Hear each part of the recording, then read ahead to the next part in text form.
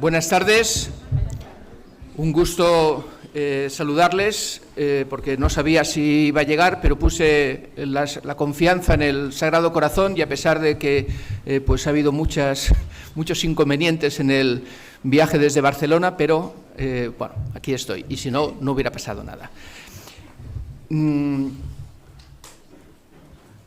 La esperanza forma parte del dinamismo perfectivo de la vida humana. La vida humana tiende a su perfección tanto a nivel individual como también a nivel social. Si el corazón de Cristo es el fundamento de la esperanza, también lo es a nivel social.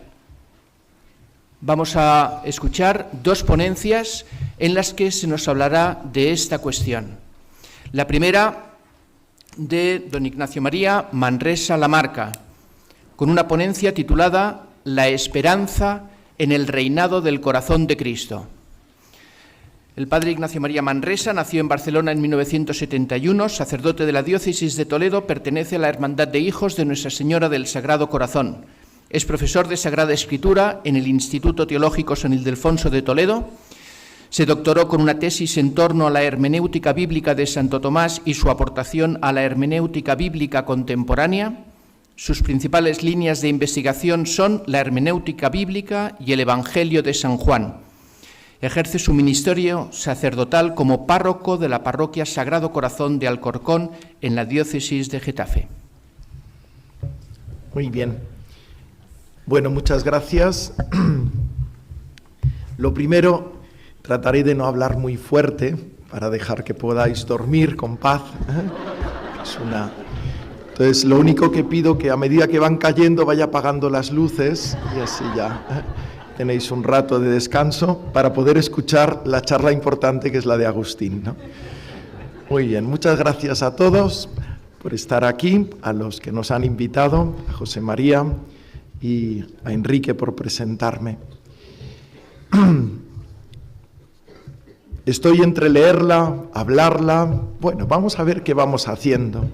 Mirad, Santa Margarita María recibe del corazón de Jesús esta promesa: reinaré a pesar de mis enemigos, y el mandato de poner en la bandera de Francia el corazón de Jesús como para asegurar la bendición sobre ella. Ante la creciente secularización de Francia, que cristalizó en la Revolución Francesa a finales del siglo XVIII y se extendió a otros países del mundo occidental cristiano, esta promesa del Señor y su petición suscitaron en el pueblo cristiano el deseo y la esperanza del reinado del corazón de Jesús. Tal actitud quedó recogida en el magisterio de la Iglesia, particularmente a través de la institución de la fiesta de Cristo Rey por el Papa Pío XI con la encíclica Quas Primas, donde el misterio de Cristo Rey del universo, a la par que era enarbolado como antídoto frente al laicismo, era presentado también como culminación de la revelación del misterio del corazón del Señor.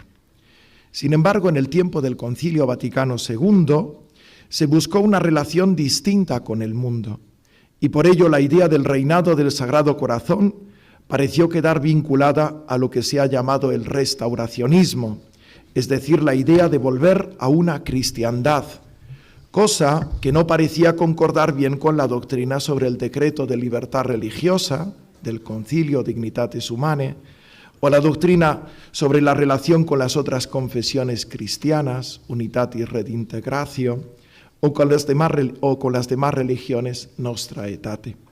De hecho, la fórmula del reinado del Sagrado Corazón fue sustituida por Pablo VI por la expresión civilización del amor. Y aunque Juan Pablo II la presentó como equivalente a la del reinado del Sagrado Corazón en su famosa carta de parelemonial del 5 de octubre del 86 al padre Kolbenbach, sin embargo, la expresión reinado del Sagrado Corazón sigue suscitando en muchos sospechas y recelos. Deshacer los equívocos y desenmascarar las tentaciones que se esconden detrás de esta actitud nos enredaría mucho y nos llevaría demasiado lejos. Creo que es mejor volver a las fuentes de la revelación para alimentar nuestra mirada de fe y superar por elevación estas dificultades y así proclamar gozosamente: Venga a nosotros tu reino, el reino de tu Hijo, el reino de su corazón. El objeto de nuestra ponencia no es hablar solo del reinado del Sagrado Corazón, sino de la esperanza en este reinado. El objeto de la esperanza es doble. Por una parte, el bien que se desea, y por otra parte, aquello que hace posible realizar este bien. Si el reinado del Sagrado Corazón no es visto como un bien, o dicho de otro modo, como un ideal, nunca será deseado. Pero si ese ideal es inalcanzable, no cabe esperanza. Tomando pues como hilo conductor el libro del Apocalipsis que es el libro del tiempo de la Iglesia. Ciertamente tiene un lenguaje simbólico que puede ocultarnos su sentido, sin embargo, superada esta dificultad, nos enseña a vivir el tiempo que transcurre desde la ascensión de Jesús al cielo hasta su última venida. Y por ello constituye para nosotros una verdadera guía de vida. Veamos así, pues, en primer lugar, el reinado del Sagrado Corazón como el verdadero ideal, y por otra parte, este ideal como posible, lo cual suscitará en nosotros la esperanza, el ideal del reino de Cristo. El Apocalipsis empieza con una gran visión inaugural de Jesucristo en medio de su iglesia y con las 7 cartas que se dirigen a las 7 iglesias de Asia y a través de ellas a toda la iglesia. Estos capítulos son entendidos por la mayoría de los intérpretes como una gran liturgia de purificación que dispone a las iglesias y a los lectores a comprender el mensaje que sigue y a poder acogerlo en sus vidas. Después de esta gran introducción, en el capítulo 4, San Juan escucha la voz de Jesús que le invita a subir al cielo para ver desde ahí lo que tiene que suceder después. Apocalipsis 4:1. Se trata, por tanto, de participar en la perspectiva divina sobre la historia, para poder entenderla y vivirla con mirada divina. Al ser arrebatado al cielo, el vidente contempla la imagen de Dios sentado en el trono y rodeado de la corte celestial que canta día y noche la gloria del que es y del que ha creado todas las cosas. A continuación, la mirada del apóstol se detiene en el libro que tiene el que está sentado en el trono en su mano derecha. Se trata de un rollo sellado con 7 sellos que nadie, ni en el cielo, ni en la tierra, ni debajo de la tierra podía abrir ni mirar. Ante esta situación el vidente lloraba mucho, porque nadie podía abrirlo ni mirarlo. ¿Cuál es el significado de este rollo y de que no pueda ser abierto y visto? Este rollo significa el sentido de la creación y de la historia, y el hecho de que está cerrado, la imposibilidad de comprenderla y de conducirla a su bien. De ahí las lágrimas desesperadas del vidente.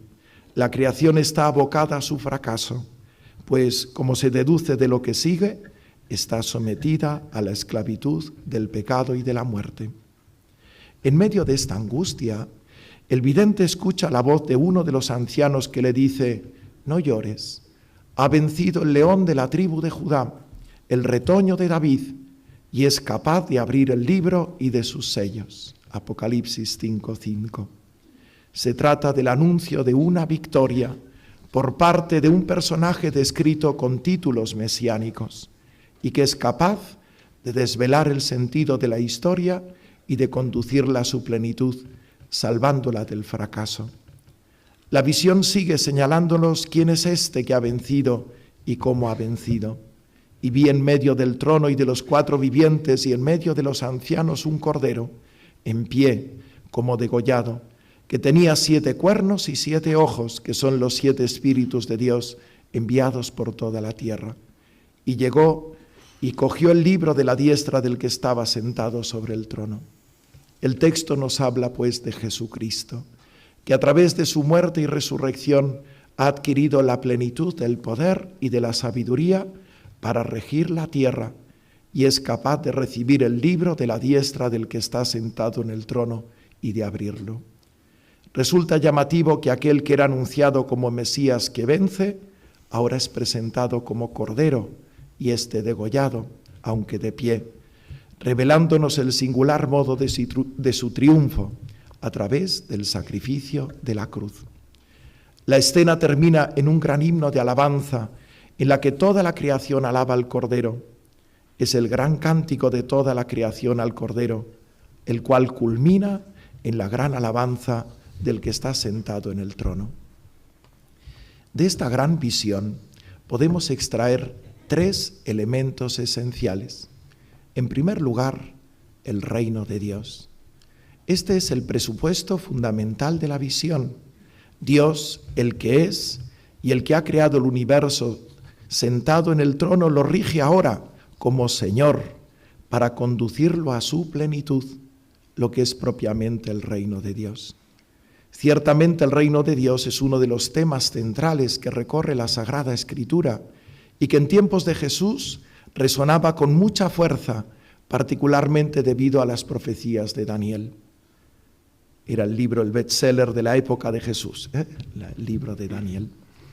Al penetrar en el sentido de la expresión reino de Dios, nos damos cuenta que no se trata de un territorio, sino del reinado de hecho, es decir, del hecho de que habiendo sido derrotados los enemigos, los hombres se someten a Dios y gozan así de la plenitud de bienes que Dios ha pensado para ellos desde la creación. Podríamos resumir la idea con el salmista diciendo: Dios reina, la tierra goza. ¿Veis? Dios reina, la tierra goza. El reinado de Dios produce el gozo del hombre en su plenitud. Justamente la imposibilidad de su establecimiento es lo que hace llorar a San Juan, que lo percibe como el gran fracaso. En segundo lugar, el reino o reinado de Cristo. La afirmación fundamental de esta visión es que el reinado de Dios solo puede ser establecido por Cristo muerto y resucitado, y que ciertamente así lo ha realizado. Él es el único que en el cielo, en la tierra y bajo la tierra puede conducir la creación a su verdadero fin conforme al plan originario de Dios. Se trata, pues, de la afirmación de la mediación salvífica única de Cristo. Justamente en los evangelios sinópticos, el reino de Dios es el objeto central de la predicación de Jesús, lo que Él ha venido a traer. En el Evangelio de San Juan, esta expresión reino de Dios, que aparece una sola vez en el capítulo 3, tiene su equivalente en la expresión vida o vida eterna, ¿no? Jesús, a lo largo del Evangelio, precisará el sentido de este reino de Dios. Frente a la idea de un reino de Dios como dominio, como simple dominio político o vinculado a ritos externos, Jesús enseñará que el reino de Dios se establece radicalmente en el corazón del hombre y se vive por una vida honesta que ama a Dios por encima de todo y al prójimo como a uno mismo. Son los mandamientos supremos, ¿no? Esta relación con Dios se profundizará hasta mostrarla como una relación de filiación verdadera por la que podemos llamar a Dios Padre, Abba, y por tanto de fraternidad entre los hombres. Para ello es necesario arrancar al hombre del pecado y vencer a los enemigos que le acechan para impedírselo. Además, junto a este bien fundamental, que es este reino de Dios por la caridad en nuestros corazones, el reino de Dios incluye secundariamente otros bienes, anunciados especialmente a través de los milagros de Jesús, la multiplicación de los panes y los peces, la curación de la enfermedad, la resurrección de la muerte, al tiempo que son beneficios de su misericordia, son también anuncios de ese reino de Dios pleno que el Señor quiere traer. Pero esta realización quedará vinculada en su plenitud a la resurrección. Como en el Apocalipsis, también en los evangelios sinópticos, en los evangelios, el establecimiento de este reino de Dios está vinculado a la presencia y a la acción de Jesucristo. Jesús se presenta como Mesías Rey, pero transformando justamente en la línea del Apocalipsis el modo de su entronización real. Ciertamente el establecimiento del reino de Dios empieza con su predicación y sus milagros, pero es sobre todo a través de la ofrenda sacrificial en la cruz que Jesús rescata a los hombres y es a través de su resurrección que establece su reinado. Ahora toda la gracia salvífica ya obtenida tiene que extenderse a los hombres para que se realice de hecho el reino de Dios. Para ello, Jesús prolonga su acción en medio de los hombres por medio de los apóstoles, a quienes constituye como mediadores de su salvación mediante la predicación, los sacramentos y el cuidado pastoral. Un texto emblemático que recoge sintéticamente estas afirmaciones lo encontramos al final del Evangelio de San Mateo. En él Jesús resucitado envía a sus apóstoles al mundo diciéndoles: «Se me ha dado pleno poder en el cielo y en la tierra. Id pues y haced discípulos a todos los pueblos, bautizándolos en el nombre del Padre y del Hijo y del Espíritu Santo, y enseñándoles a guardar todo lo que os he mandado. Y sabed que yo estoy con vosotros todos los días hasta el fin de los tiempos». Se trata, pues, de la mediación de la Iglesia para la salvación. A través de ella, Cristo extiende su obra salvífica sobre los hombres. En tercer lugar, tercer punto que extraemos de esta visión, la acogida del reino de Dios por parte de los hombres. En el capítulo 12 del Apocalipsis, ya no en esta visión que hemos visto primera, volvemos a encontrar otro gran cántico de alabanza por la victoria del Cordero. En ese cántico se dice de los redimidos: ellos lo vencieron, al diablo, en virtud de la sangre del Cordero y por la palabra del testimonio que dieron, y no amaron tanto su vida que temieran la muerte.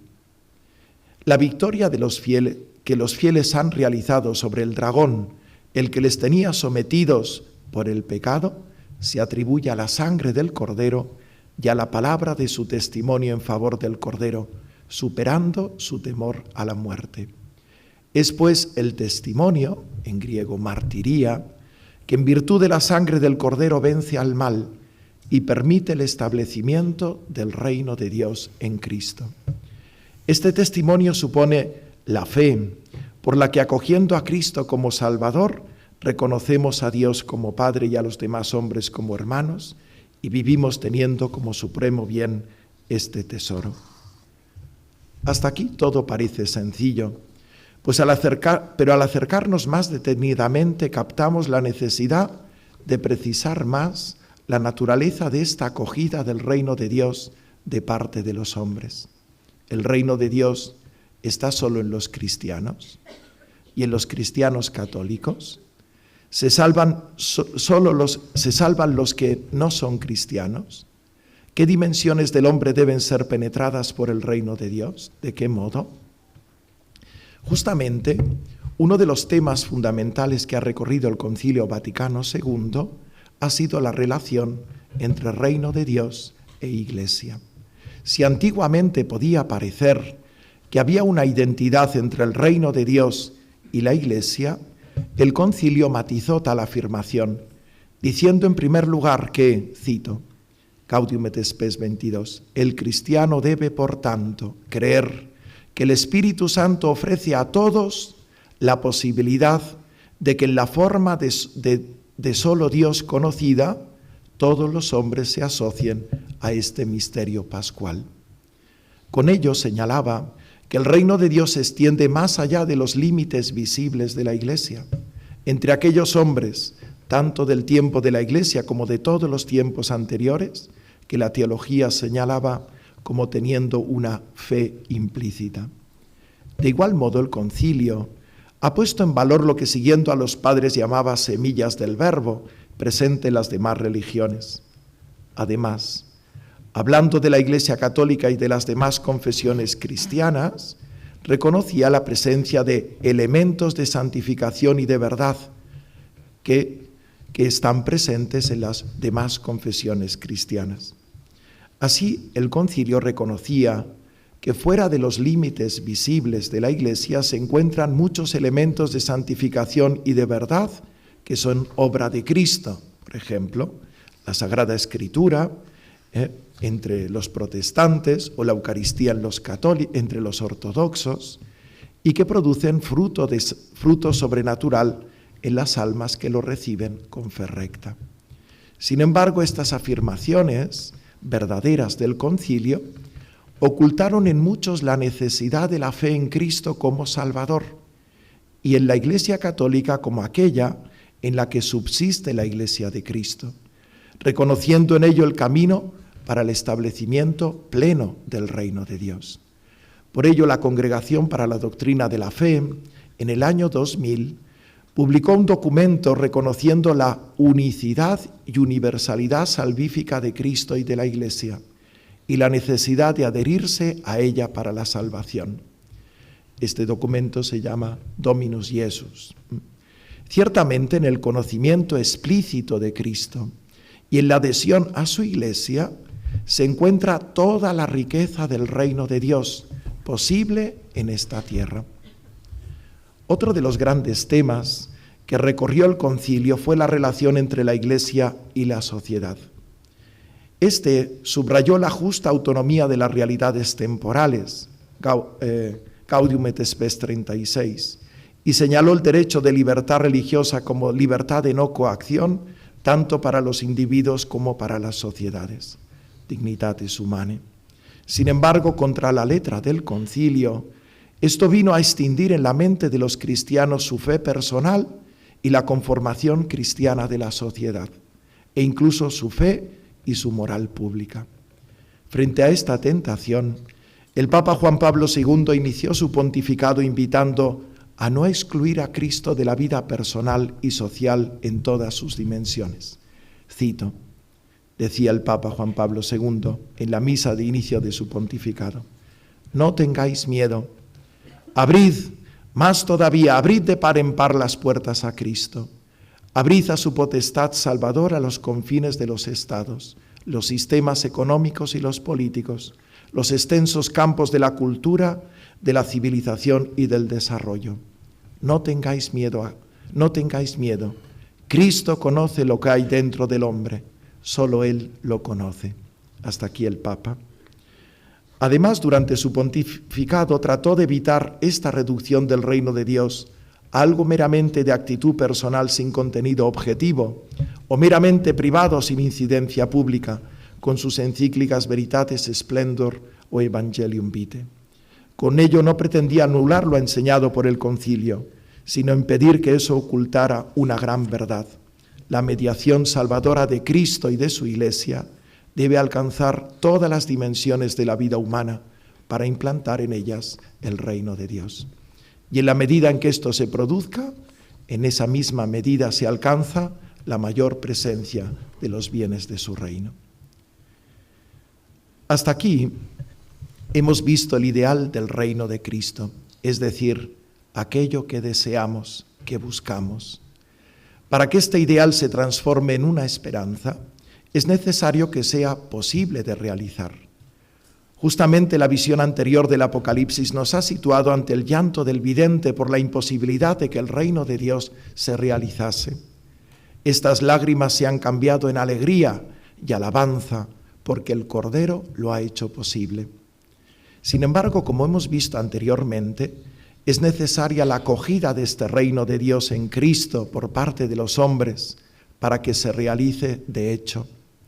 El Apocalipsis, como libro de la Iglesia peregrina, vuelve a instruirnos, por una parte, sobre las dificultades que esto implica y que hace necesaria la esperanza en el sentido de la incertidumbre, ¿no? Pero al mismo tiempo, aquello que la anima al ver posible la realización de este reino. ¿Cuáles son estas dificultades? En el capítulo 12 del Apocalipsis, del cual luego Agustín profundizará, ¿no?, San Juan nos narra la visión de dos grandes signos en el cielo, el de una mujer que está entre dolores de parto a punto de dar a luz a un niño y el de un gran dragón rojo que acecha a la mujer con la intención de arrebatarle al niño en cuanto nazca. Sin embargo, al dar a luz el niño, éste es arrebatado hasta el cielo y sentado a la diestra de Dios. Por el contrario, el diablo es precipitado del cielo, desde donde reclamaba a los hombres como propiedad suya, y lanzado a la tierra. Con ello se abre un tiempo último, en el que el demonio persigue con saña a los hijos de la mujer. Este es el tiempo de la Iglesia. En el trasfondo de esta visión hay una promesa realizada por Dios en el inicio de la historia y recogida en el capítulo 3 del Génesis. Tras la victoria de la serpiente que había conseguido traspasar al hombre su propia rebelión contra Dios, Dios amenazó a la serpiente con una enemistad perpetua entre ella y la mujer y con el anuncio de su derrota. Lo que en el inicio de la historia era una amenaza futura para la serpiente, ahora en el Apocalipsis se presenta como su cumplimiento. Ha vencido Jesucristo, el descendiente de la mujer, y el diablo ya no tiene derecho de reclamar a los hombres. Sin embargo, la lucha continúa hasta el final de la historia, y esto es importante saberlo como cristianos y disponernos para enfrentarnos a ella. Por ello, la visión sigue describiéndonos los instrumentos que usa el diablo para hacer la guerra a la mujer y a sus hijos. Muy bien, veo que vais cogiendo el sueño. Me hace gracia ver las posturas, ya van algunos acurrucándose, situándose. Bien, va bien la cosa, va bien. Quizá tengo que hablar un poquito más bajo, un poco y ya la cosa culminará. Muy bien, estamos viendo estos instrumentos que usa el diablo en esta guerra contra la mujer. La mujer representa a María, representa a la Iglesia, y en este sentido estos instrumentos los describe el Apocalipsis pues con la bestia que viene de la tierra, que representa el poder político especialmente enfrentado a Dios, la bestia que viene de la tierra, del mar, la que viene de la tierra, que es el llamado el falso profeta, que simboliza pues todo lo que es pues la ciencia, la falsa ciencia, la técnica, la propaganda, y que lo que hace es hacer que los hombres se sometan a la primera bestia y en último término al dragón. Y el tercer instrumento es la ciudad de este mundo, Babilonia, que con su lujo y con todos sus placeres, pues encadena a los hombres y hace la guerra a los hombres para que no se sometan al Cordero, ¿no? A lo largo de las páginas del Apocalipsis, su autor nos hace sentir la angustia de estos poderes tan grandes que parecen hacer imposible la extensión del reino de Cristo y que parecen invitarnos a pensar que Cristo no ha vencido realmente. ¿Cómo conservar la esperanza? ¿Qué motivos tenemos para esperar? La lectura, en primer lugar, la esperanza de un cielo nuevo y de una tierra nueva, ¿no? La lectura que nos hace el Apocalipsis de esta historia está toda orientada hacia el final. A partir del capítulo 20 del Apocalipsis, la visión de San Juan nos va llevando a contemplar la victoria definitiva de Dios sobre los enemigos todavía presentes, las bestias, el diablo y en último término la muerte, para terminar después presentando la renovación de todo el universo. Se trata del anuncio de un cielo nuevo y de una tierra nueva, en cuyo centro se encuentra la nueva Jerusalén que baja del cielo. En el Apocalipsis este adjetivo nuevo expresa no solo el hecho de la novedad, sino de una novedad vinculada a la obra de Cristo. Se trata, por tanto, de la consumación de la obra de Dios en Cristo en favor de todo el universo. En esta ciudad es en la que se hace posible finalmente la alianza definitiva, descrita en este caso en términos de filiación. Dice, yo seré mi Dios y él será mi hijo. Y en términos esponsales, la esposa del Cordero. Si en el antiguo Israel el templo era el lugar de la presencia de Dios y la fuente de la santidad que consagraba la ciudad y la tierra, ahora en esta ciudad se da también una presencia nueva. Y dice el texto del Apocalipsis, y en ella no vi santuario, pues el Señor Dios Todopoderoso es su santuario, y también el Cordero. Y la ciudad no necesita del sol ni de la luna que la alumbre, pues la gloria del Señor la ilumina y su lámpara es el Cordero. La presencia de la gloria de Dios ya no queda velada por ninguna cortina o santuario, sino que irradia directamente su luz y todos pueden contemplarle cara a cara. De este modo, todos los hombres caminan a su luz y las naciones caminarán a su luz y los reyes de la tierra traerán su gloria hasta ella. Y toda la creación queda renovada en una nueva vuelta al paraíso. El Apocalipsis así nos revela esta obra definitiva para que tengamos la certeza que Dios lo realizará al final de la historia y que por tanto la tribulación y las persecuciones no tienen un carácter definitivo. Para certificarlo, la voz del que está sentado en el trono se deja oír por esta única vez en todo el Apocalipsis, para decir: y dijo el que está sentado en el trono, mira, hago nuevas todas las cosas. Y dijo, escribe, estas palabras son fieles y verdaderas. Resuena esta voz para asegurarnos con la máxima autoridad que ciertamente se realizará y que por tanto nuestra esperanza es cierta. Sí, las promesas de Dios de castigo están condicionadas a la conversión, pero las promesas de bendición de Dios son siempre absolutas. Por ello, con estas palabras que hemos escuchado, Dios nos asegura que la historia no se le ha ido de las manos y que llevará a término su proyecto de bien por Cristo en favor de toda la creación humana. Segundo lugar, sin duda que esta esperanza en la futura consumación del reino de Cristo tiene que animar y sostener la esperanza del cristiano en su caminar en medio de las dificultades y tentaciones de la historia. Ciertamente el Apocalipsis tiene su mirada puesta en aquella consumación, sin embargo no deja de señalar una cierta realización del reino de Cristo en esta historia. Por 2 veces nos habla de una gran muchedumbre de los que pertenecen a Cristo, la primera en el capítulo 7 y la segunda en el capítulo 14.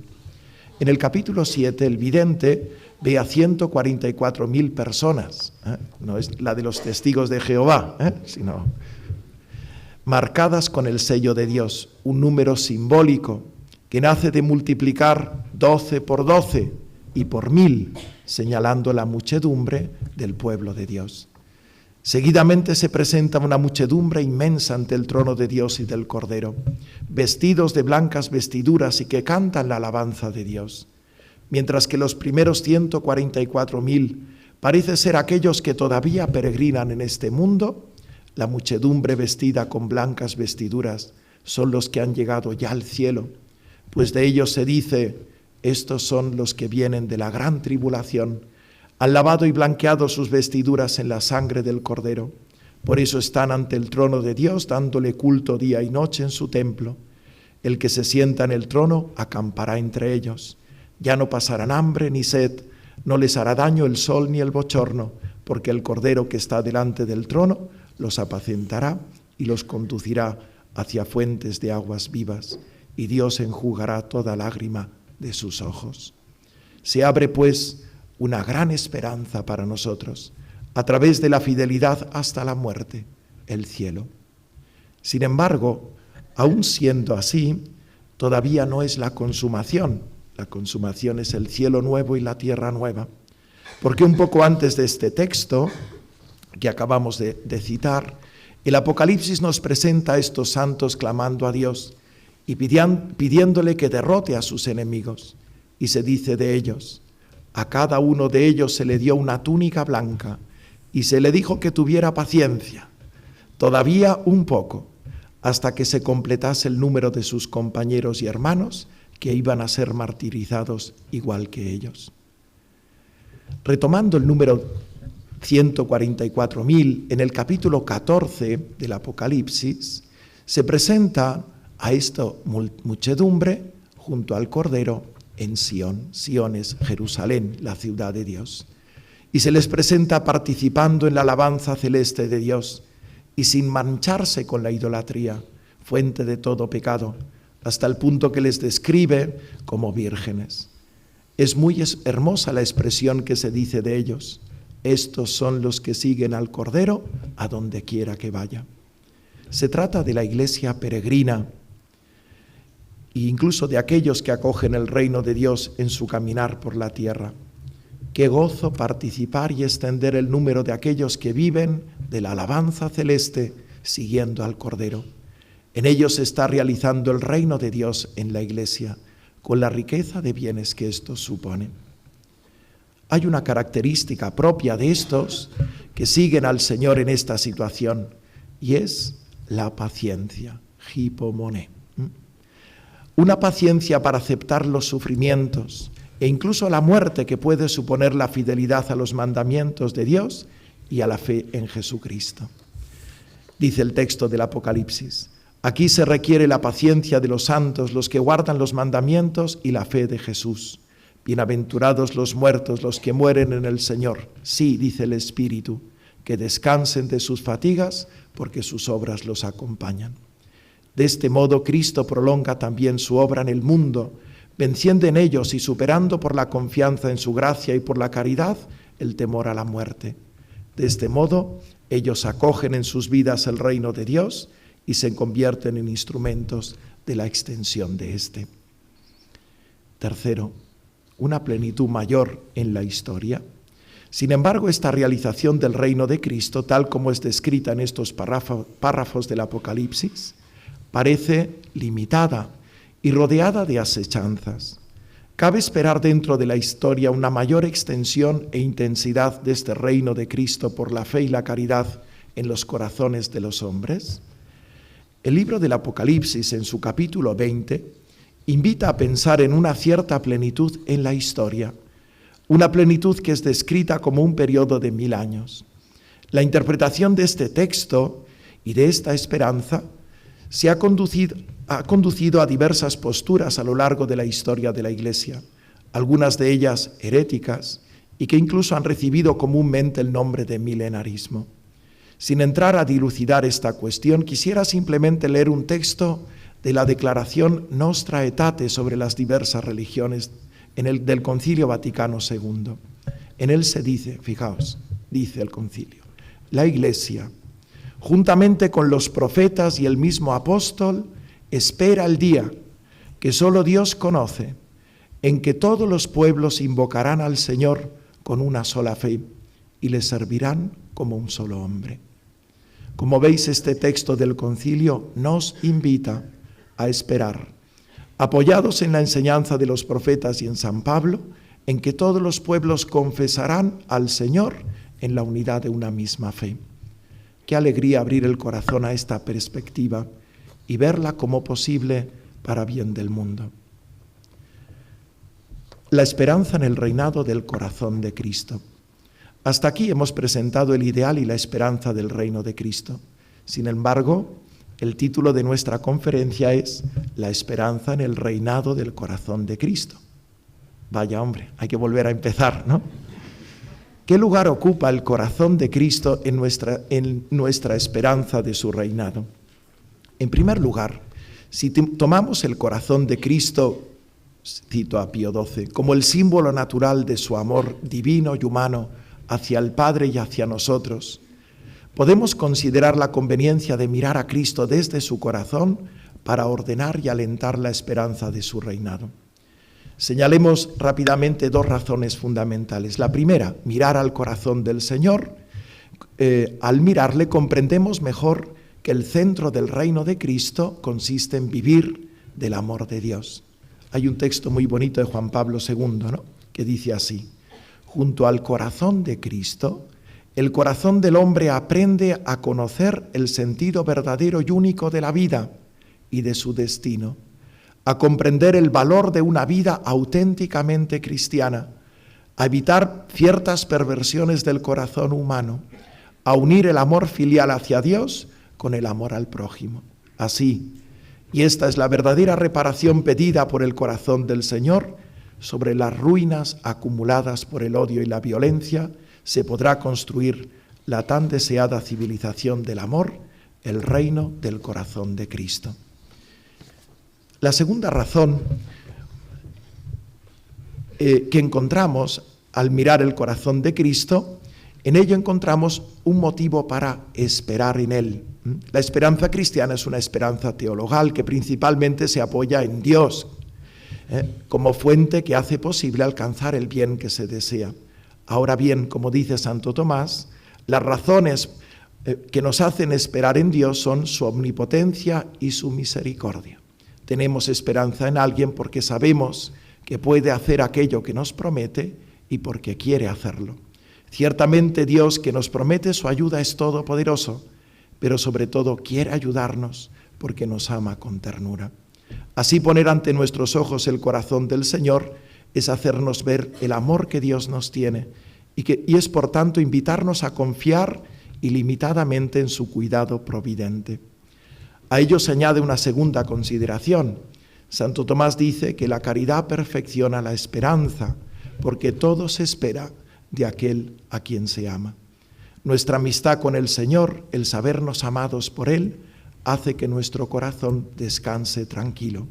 De este modo, con la caridad, nuestra esperanza crece. Y así, detrás de todo lo que Dios hace, detrás de lo que permite, detrás de lo que quiere hacer, sabemos que está su amor por nosotros. Un amor personal que ha dado la vida por nosotros.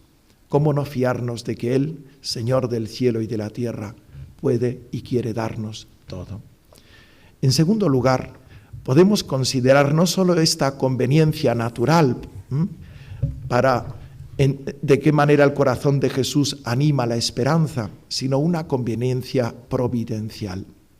A través de las revelaciones privadas, Dios guía a la Iglesia para hacerle reconocer no solo el centro de la fe, sino aquello que más conviene para un tiempo de la Iglesia. Estas revelaciones y su mensaje necesitan el aval del magisterio vivo de la Iglesia para que el pueblo cristiano pueda reconocer su origen divino y la verdadera naturaleza de su mensaje. En Parelemonial, el Señor manifestó a Santa Margarita el misterio de su corazón para que la Iglesia dirigiera su mirada hacia el amor de Dios. Al mismo tiempo, propuso este símbolo como un modo providencial ante las circunstancias del tiempo en el que se enfriaría la caridad. La Iglesia acogió este mensaje y este discernimiento, ¿no? Quizás es muy bonito ese texto que nos ha leído anteriormente el señor obispo, donde comparaba, pues, como Constantino, viendo la cruz, puso en él su esperanza y alcanzó la victoria, y ahora el corazón de Jesús es el símbolo para alcanzar esta victoria. Es difícil en este corto espacio de tiempo desarrollar un tema tan rico. Sin embargo, he querido ofrecer algunas pinceladas que nos ayuden a desear el reino de Cristo como el gran ideal de nuestra vida y a esperarlo en su más plena realización, sea en nuestra vida personal, sea para todos los hombres y todos los pueblos en el tiempo y en la eternidad, y hacerlo mirando al corazón del Señor, motivo radical de esta esperanza. Con esta esperanza actuamos en el corazón del Señor para hacerle actuar. Del mismo modo que en el Evangelio Jesús hacía los milagros pidiendo a sus receptores la fe o la confianza en Él. Si anteriormente hemos dicho que la esperanza es una virtud teologal por ser objeto Dios mismo, también lo es por tener su origen en Dios. Y por ello su actuación no es posible sin la moción del Espíritu Santo. Por eso es hermoso ver cómo termina el Apocalipsis, que dice: el Espíritu y la esposa dicen, ven, y quien lo oiga diga, ven. Dice el que da testimonio de estas cosas, sí, vengo pronto. Amén. Ven, Señor Jesús. La gracia del Señor esté con todos vosotros. Amén. Amén.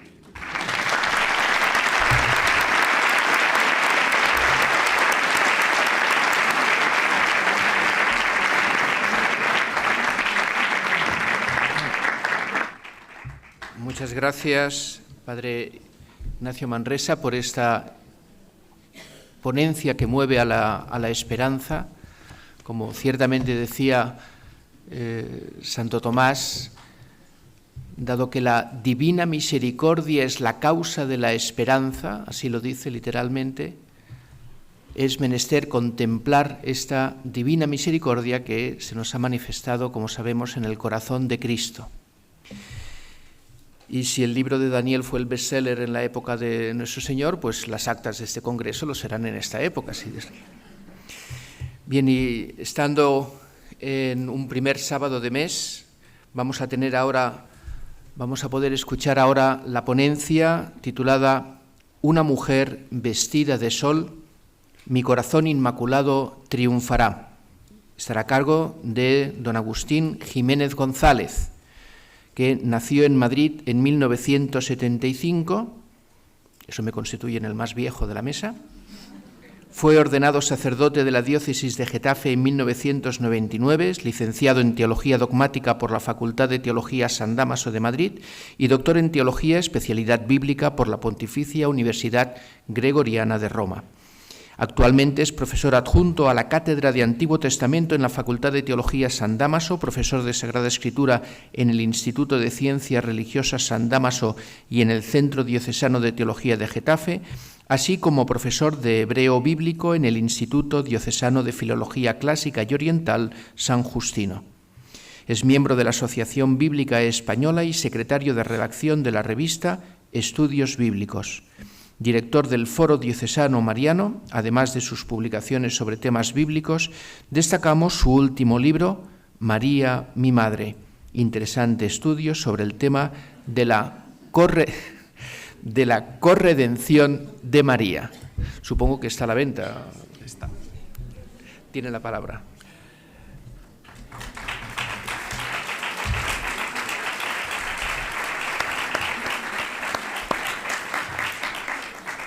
Muchas gracias, don Enrique. He preparado un PowerPoint para que podáis seguir y no os perdáis en la... Pero vamos, no es para que os distraigáis con él, sino para que os situéis. Voy a hablar de 4 puntos.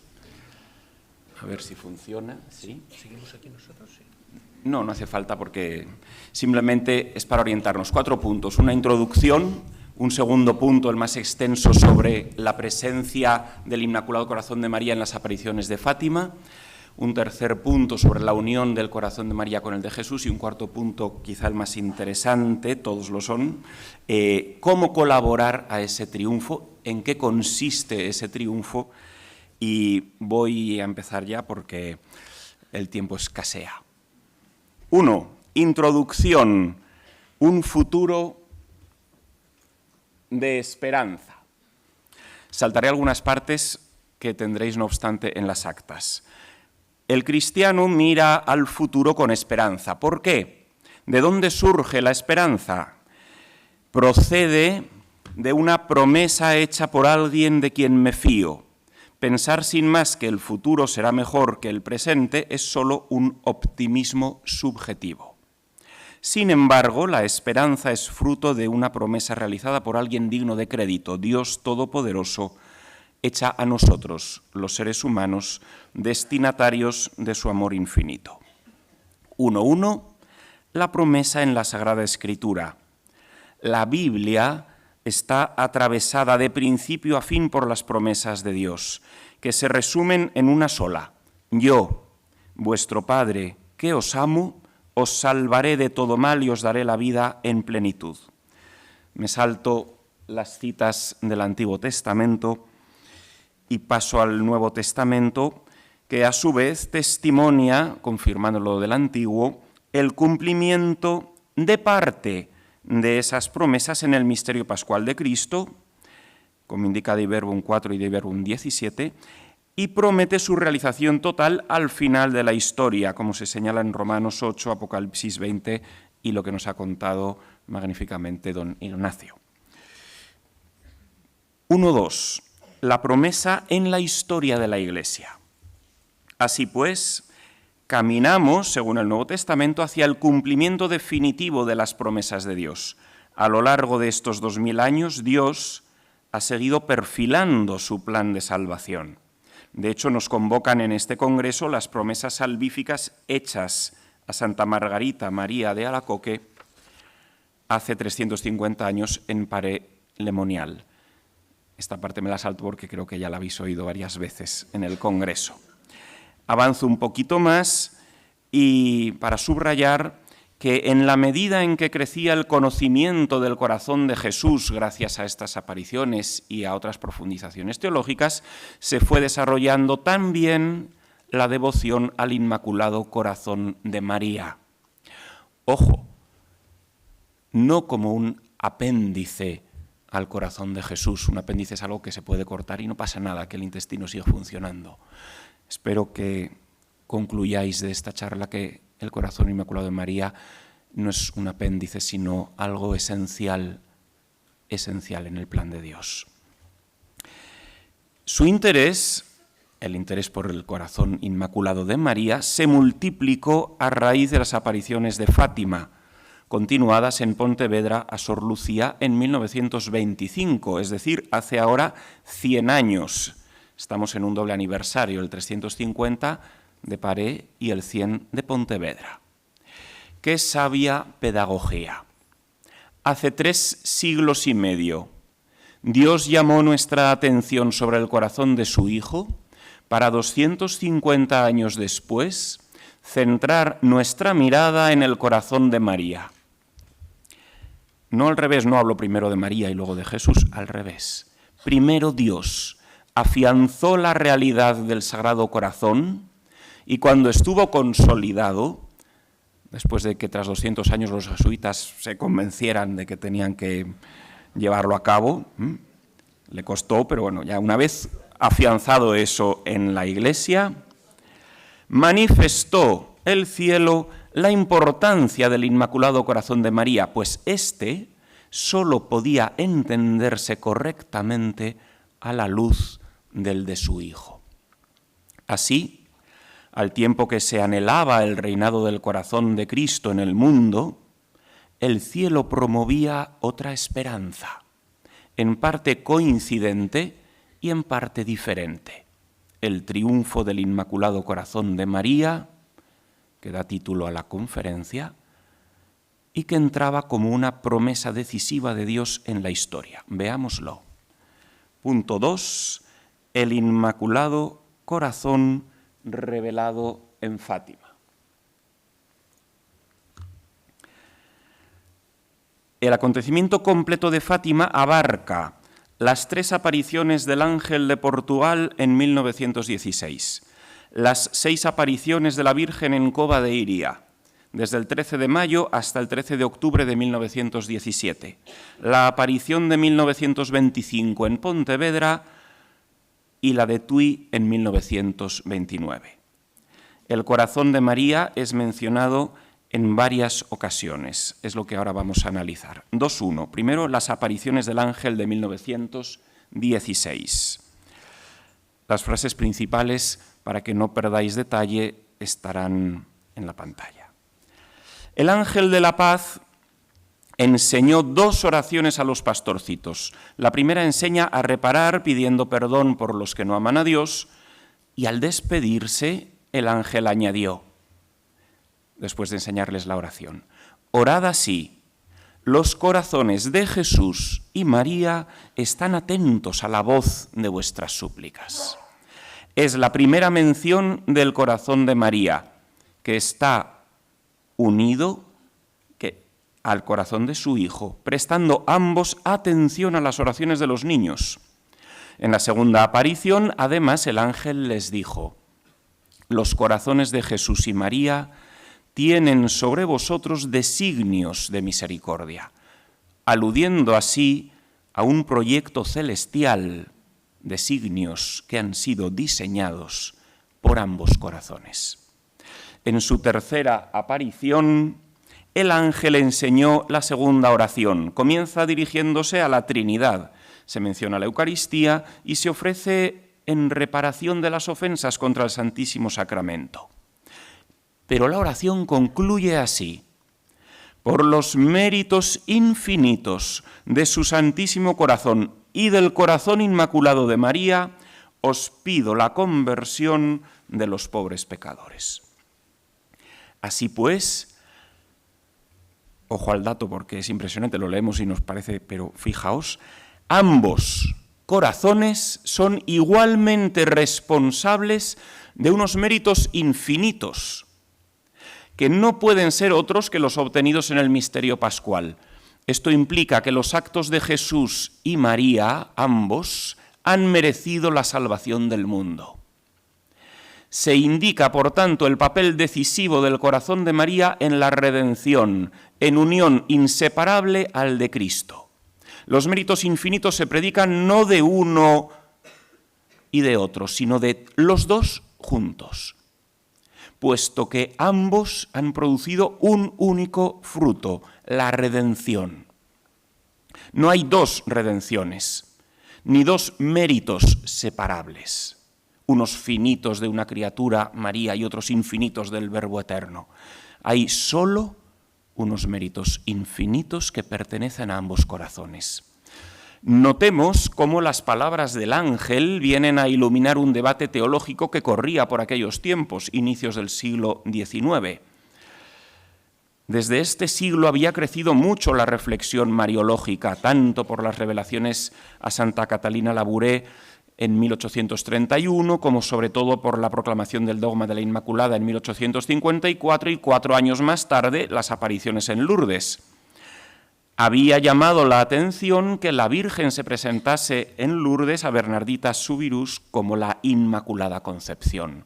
Palabras incomprensibles para la vidente, sin embargo, venían a confirmar el dogma recién proclamado sobre la Virgen. Se multiplicó así el fervor y el estudio de las cuestiones mariológicas, a lo que contribuyó sin duda también el magisterio mariano del Papa León XIII, impresionante, y los congresos marianos que empezaron a celebrarse internacionalmente desde 1900 cada 2 años, con una asistencia que multiplicaría por 10 la de este congreso. Pues bien, se discutía entre los mariólogos de este primer cuarto de siglo hasta qué punto María había colaborado a la redención de la humanidad, y en concreto, si tenía algún mérito, es decir, si había merecido o no nuestra redención. Algunos negaban un papel activo de María en la obra salvífica, creyendo que no se le podía atribuir ningún mérito, ya que los méritos de Cristo eran en sí perfectos y suficientes para salvarnos. Pensaban que atribuir méritos a María hacía de menos a los méritos de Cristo, o que atentaba contra el dogma de ser Cristo el único redentor de la raza humana. Otros teólogos, sin embargo, argumentaban que la Escritura, la tradición y muchos santos, así como el magisterio reciente, enseñaban una colaboración directa y activa de María en nuestra redención y que, por tanto, no se le podía negar un mérito real en nuestra salvación. De fondo a estas discusiones teológicas estaba la reflexión sobre la corredención y mediación universal de María, negada por los que rechazaban cualquier mérito de María en nuestra redención. Por este motivo es llamativo que el ángel hable de estos méritos infinitos a unos niños que no llegan a 10 años, que desconocen las disputas teológicas contemporáneas, así como su significado o trascendencia. Por otra parte, la postura del cielo respecto a este debate es clara. Aunque esta oración no llegará a conocerse hasta tiempo más tarde, en concreto en 1935, cuando se publican las primeras memorias de Lucía, raramente además han sido tenidas en cuenta en el debate teológico las oraciones del ángel. Cabe señalar que estas palabras, según el testimonio de Sor Lucía, las del ángel, se grabaron sobrenaturalmente en su memoria, en la de los niños, de tal modo que no era posible cambiarlas o utilizar otras semejantes, por lo que debemos atribuirles una precisión teológica querida por Dios. No cabe pensar, bueno, entendieron mal y se lo recordaron a medias. No, lo niega explícitamente Sor Lucía esa posibilidad. 2.2. Apariciones en Cova de Iría. Todo el fenómeno está enmarcado por la petición celestial de ofrecer sacrificios y sufrimientos como reparación de los pecados que ofenden a Dios y súplica por la conversión de los pecadores. En ese contexto aparece explícitamente el corazón de María en la segunda y en la tercera aparición. Veamos. Aparición del 13 de junio. La Virgen anunció a Lucía que, a diferencia de sus primos que irían enseguida al cielo, ella se quedaría en la tierra para cumplir una misión. Jesús quiere servirse de ti para darme a conocer y amar. Él quiere establecer en el mundo la devoción a mi inmaculado corazón. A quien la abrace le prometo la salvación, y estas almas serán amadas por Dios como flores puestas por mí para adornar su trono. Ante el abatimiento que le embargó a Lucía a saber que se quedaría sola, la Virgen le dijo: yo nunca te dejaré, mi inmaculado corazón será tu refugio y el camino que te conducirá hasta Dios. Así pues, la Virgen confirma que instaurar su devoción en el mundo es la vocación de Lucía y, en el fondo, el objetivo último de Dios en Fátima. Notemos 3 puntos. En primer lugar, la finalidad de esta devoción es que los hombres conozcan y amen todavía más a María, para que pueda cumplirse la promesa salvífica universal. Por otra parte, en segundo lugar, la iniciativa de esta devoción no procede de María, sino de Dios. Es Él quien quiere hacer su plan por medio del corazón de María, pues quien lo abrace, quien haga suyo este corazón, tendrá la salvación. ¿Por qué?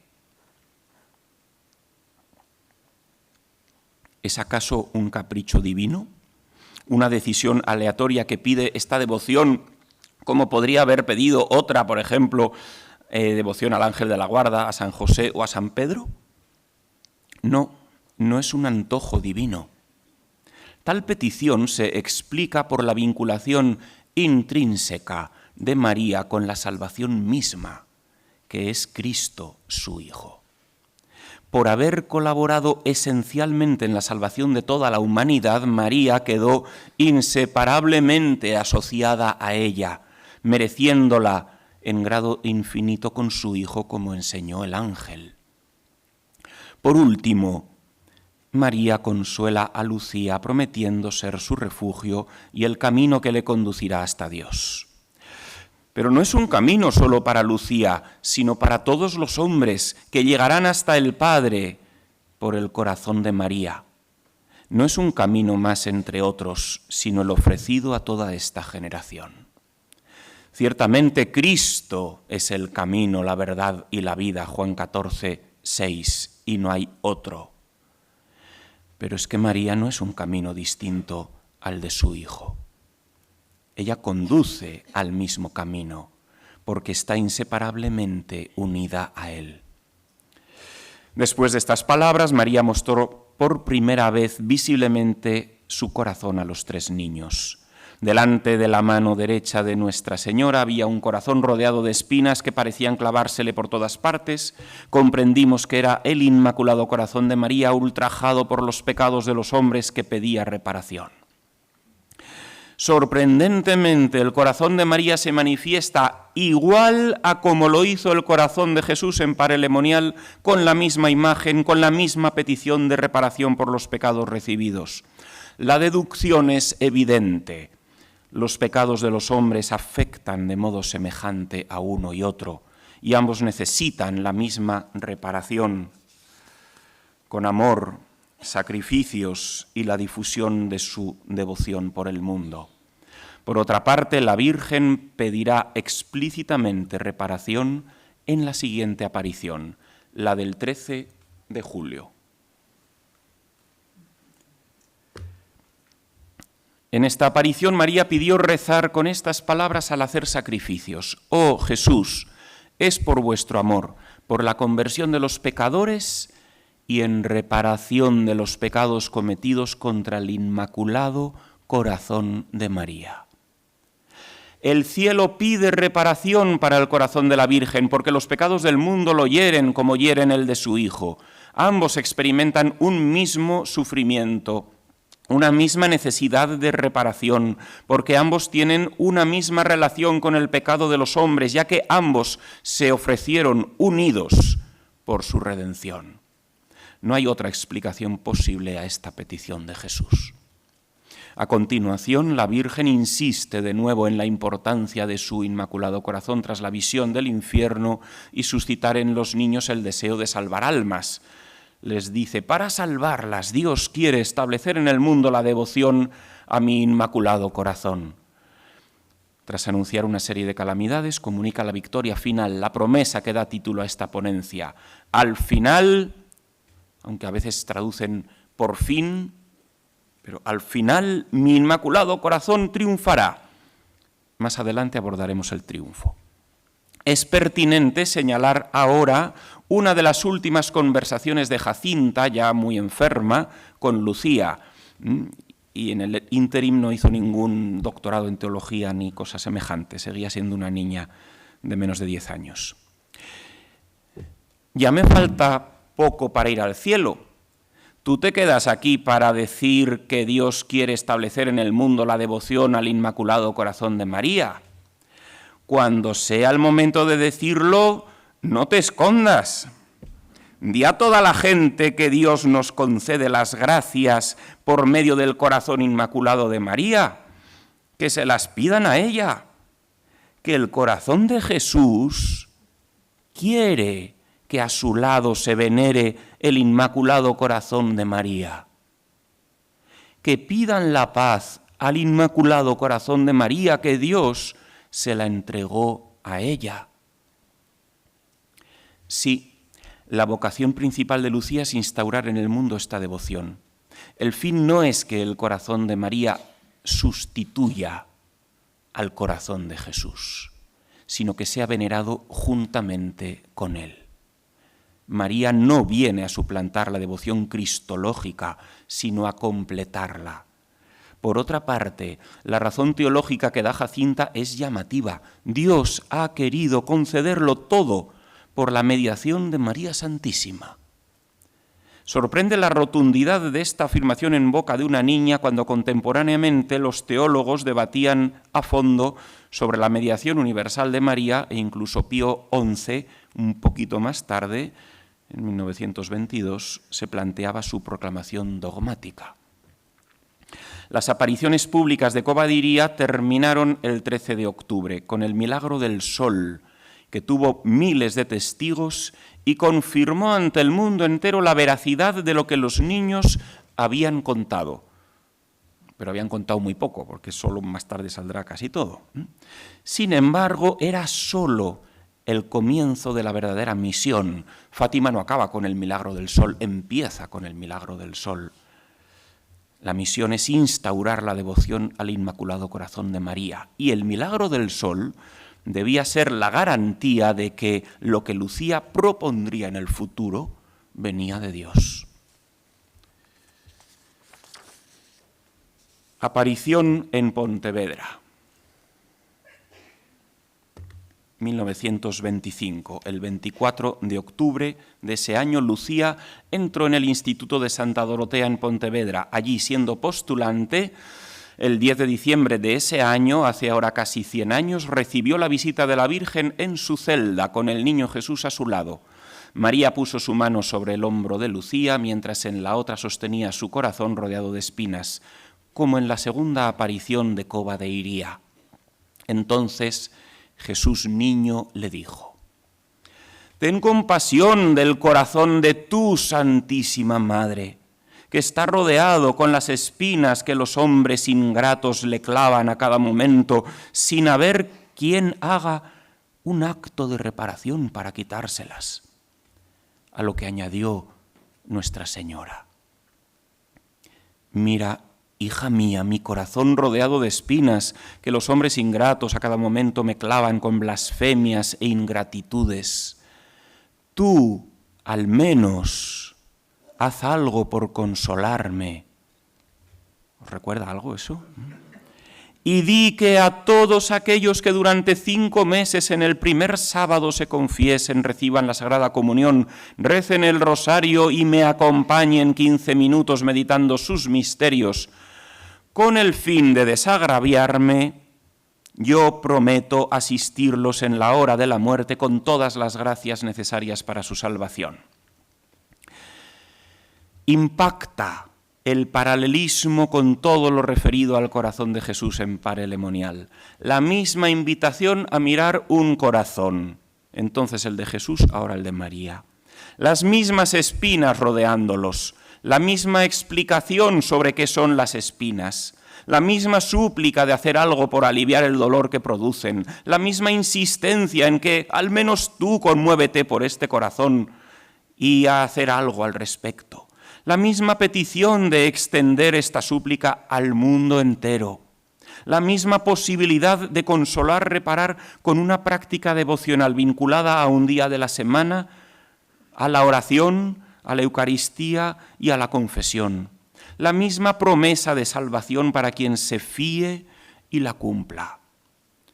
La semejanza entre ambos fenómenos, distantes entre sí 250 años y algunos meses, habla a gritos de la unión esencial y perfecta que hay entre ambos corazones. 2.4. Aparición en Tui. El 13 de junio de 1929, estando Sor Lucía en el convento de Tui, se le mostró el misterio de la Santísima Trinidad, en el que no faltaba María.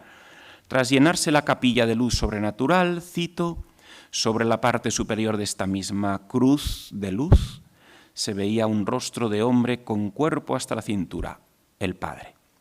Sobre el pecho una paloma de luz, el Espíritu Santo. Y clavado en la cruz el cuerpo de otro hombre, el Hijo. Un poco más debajo de la cintura, suspendido en el aire, se veía un cáliz y una hostia grande sobre la cual caían gotas de sangre que corrían por las mejillas del crucificado y de una herida que tenía en el pecho. Bajando por la hostia, esas gotas caían dentro del cáliz. Debajo del brazo derecho de la cruz estaba Nuestra Señora. Con su inmaculado corazón en la mano izquierda, sin espada ni rosas, pero con una corona de espinas y llamas. Comprendí que me estaba siendo mostrado el misterio de la Santísima Trinidad.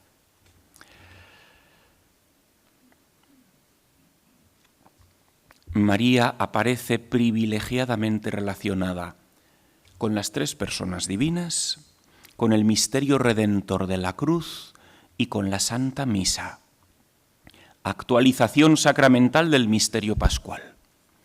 El vínculo esencial entre María y la Eucaristía había sido subrayado años antes por León XIII con estas preciosas palabras, cito, ¿y qué si uno considera que la sangre de Cristo derramada por nosotros y que los miembros terriblemente llagados por el Padre como precio de nuestra libertad no son sino carne y sangre de la Virgen?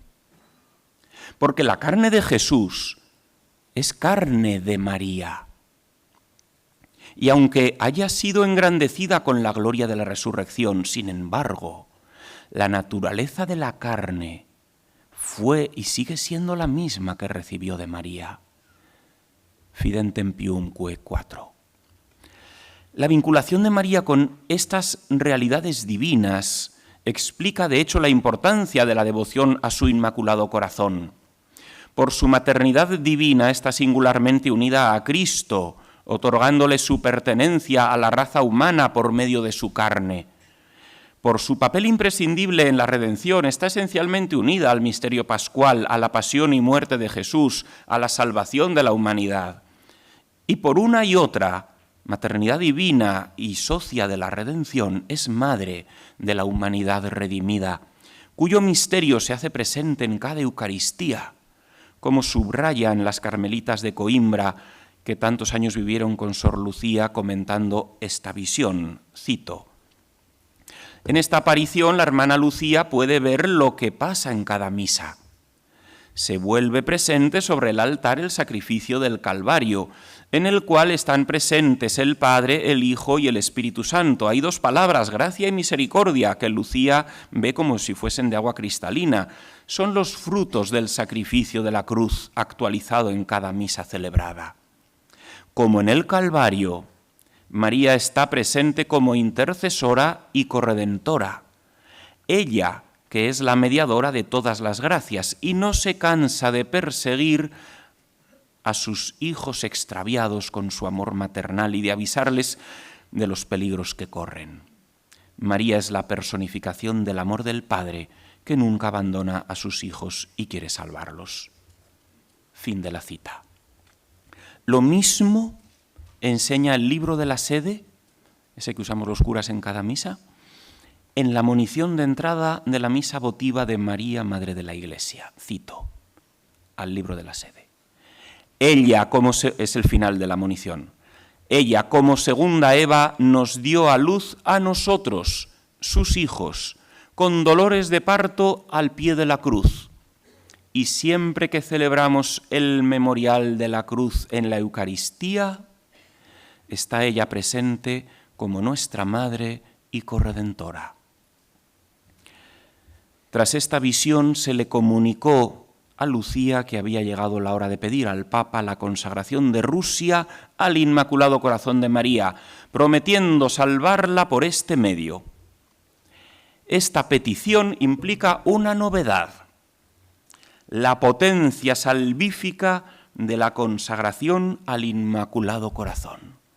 Este no solo recibe sacrificios en favor de los pecadores, sino que también recibe consagraciones, que implican poner bajo su amparo maternal a los que se consagran a él. El efecto salvífico de esta acción está ligado a la autoridad eclesial de quien lleva a cabo la consagración, en este caso el Papa junto con todos los obispos. Nótese que consagrar Rusia al corazón de María implicaba consagrarlo también al de Jesús, como señaló más tarde Lucía al subrayar que Dios pedía, cito, un solemne y público acto de reparación y consagración de Rusia a los santísimos corazones de Jesús y María. 3. Una unión inefable. La primera conclusión de lo revelado sobre el Inmaculado Corazón de María es su intrínseca e inefable unión con el de Cristo. Ambos corazones son inseparables, están íntimamente unidos tanto en su amor afectivo como en su asociación al plan salvífico de Dios. Esto aparece ya en la Escritura desde el principio, pero me salto de nuevo las citas del Antiguo Testamento, salto a la Encarnación. Por ella, Lucas 1:26, siguientes, el Hijo Eterno toma su naturaleza humana solo de María, verdadera Theotokos. Ella otorga al Verbo ser uno de nuestra raza, asumir todo lo nuestro para salvar todo lo nuestro. Su unión materno-filial además es única, pues Jesús no recibe su humanidad de un varón y de una mujer, sino única y completamente de una mujer, su madre. Ahora bien, la unión de María con Jesús va más allá de su unión biológica, pues está en función de la redención del género humano que llevarán a cabo en profunda unidad. Ya el anciano Simeón apuntaba a ella. No solo revela que Jesús será un signo de contradicción rechazado por parte del pueblo, sino que María participará del dolor de ese rechazo, siendo su corazón atravesado por una espada. Tal profecía se cumplirá con María al pie de la cruz, siendo un solo corazón con su Hijo por la redención del mundo. Este misterio redentor lo describe Apocalipsis 12, antes mencionado por don Ignacio, pues el gran signo del cielo, ojo que grande es solo el de la mujer, el otro yo lo traduzco no por signo, sino por el antisigno, el del diablo. La mujer vestida de sol, que es el gran signo del cielo, con dolores de parto, es María en el Calvario. Esto lo explico en otros sitios que están citados. María en el Calvario es la mujer de Apocalipsis 12, que a la vez gloriosa como su Hijo en la cruz y dolorosa en el parto, da a luz no a Jesús en Belén, ese es otro misterio, da a luz a los redimidos y al Redentor. A quien el dragón no puede retener en el Seol con los demás difuntos, que por eso está esperando a engullirlo, sino que gracias a la comunión de madre e hijo en la acción redentora, Jesús como Dios asciende al cielo, y ¿qué hace en cuanto llega al cielo? Mandar a los ángeles que echen a todos los demonios de ahí, a los acusadores de nuestros hermanos. serán expulsados del cielo el diablo y sus ángeles, pudiendo por fin entrar en la casa del Padre los redimidos por la sangre del Cordero. 3, 2, 1. Profundización en Fátima de esta unión inefable. Al comenzar la segunda oración del ángel y los infinitos méritos de ambos corazones, hemos vislumbrado su profunda y misteriosa unión. Los méritos de Cristo y de su Madre son inseparables porque son los mismos méritos, pues por su unión forman como una única persona moral a la hora de redimir. Así lo indicó la Virgen a Santa Brígida. Dice la Virgen: mi hijo y yo redimimos al mundo como a partir de un solo corazón. Pues como le explicaba el propio Jesús a la misma santa, su corazón, el de María, dice Jesús, estaba en mi corazón. Esta es la razón por la que puedo decir que mi madre y yo hemos salvado a la humanidad como con un solo corazón. Y por eso Benedicto XV enseñó que la Virgen María, cito, en comunión con su Hijo doliente y agonizante, soportó el dolor y casi la muerte, abdicó los derechos de madre sobre su Hijo para conseguir la salvación de los hombres y para apaciguar la justicia divina en cuanto dependía de ella. Inmoló a su Hijo, de suerte que se puede afirmar con razón que redimió, María es el sujeto, que redimió al linaje humano con Cristo. Intersodalicia.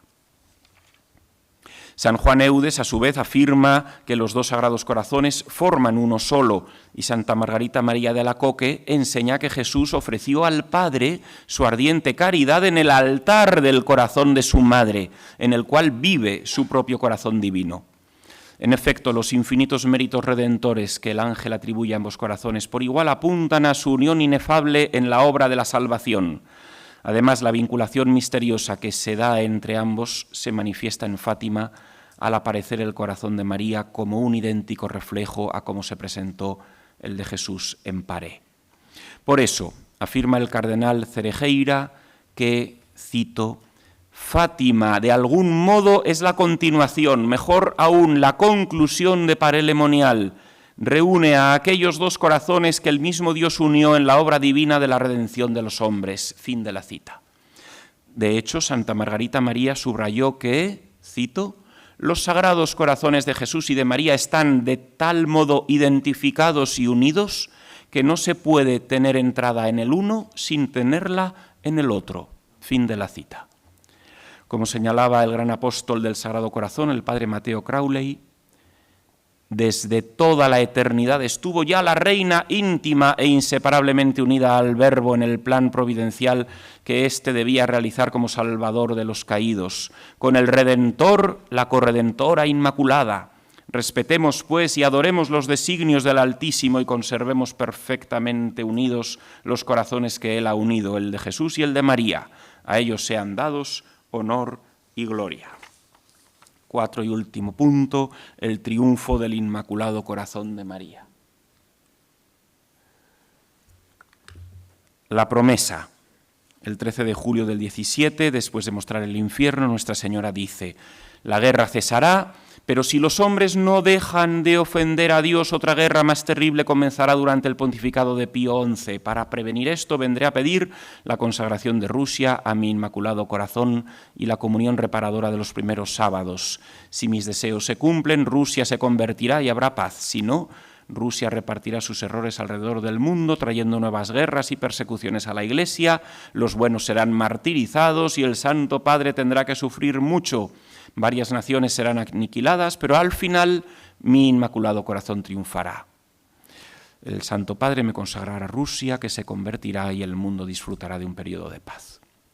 La Virgen vincula la salvación de los pecadores y la paz mundial con su Inmaculado Corazón, la piedra clave de su plan salvífico para la actualidad. Nótese que se mencionan dos momentos. Uno es más inmediato, la Segunda Guerra Mundial con el hambre, persecución, errores, martirios. Esto podría haberse evitado si el mundo se hubiese convertido y Rusia hubiese sido consagrada a tiempo. El segundo momento está menos definido, se sitúa en un tiempo intencionadamente incierto, al final, a saber cuándo. Apunta a un periodo posterior al apenas descrito, caracterizado por el triunfo del corazón de María, por la paz y por la conversión. La llegada de este tiempo salvífico parece ser el objetivo último de la devoción a su corazón materno. De ahí la importancia de que la tomemos en serio, pues para algunos aquí la Virgen anuncia la profecía más significativa y trascendental desde la venida de Jesucristo al mundo. 4.2. Su realización. ¿En qué consistirá este triunfo? ¿Queréis que os lo diga? Pues como sucede con las profecías bíblicas, no lo sabremos con certeza hasta que se cumpla. Pero lo que parece claro, vista la unión de los Sagrados Corazones, es que el triunfo del Inmaculado Corazón implica el reinado del Sagrado Corazón de Jesús, al que nos aludía el Padre Ignacio. Como decía otro padre, el Padre Enrique Llamas, Cristo y María constituyen un solo principio de salvación por la asociación perfecta de la Virgen a su Hijo, porque el triunfo de María no es distinto en su realización del de Cristo. Por eso esta conferencia se inscribe en un bloque titulado Reino de los Corazones de Jesús y María, un futuro de esperanza. Se trata de un único reinado, pues el triunfo de uno es la victoria del otro y viceversa. En segundo lugar, la Virgen en Fátima indica que su triunfo estará caracterizado por la paz, pero no entendida como una simple ausencia de guerra, sino la paz en sentido bíblico, shalom, es decir, plenitud de armonía y comunión. En este sentido, al menos para Sor Lucía, el triunfo debe implicar la conversión de Rusia, pues ella siempre pensó, cito, que la conversión se refiere pura, simple y llanamente a la total e integral conversión de Rusia a la única verdadera Iglesia de Cristo, la católica.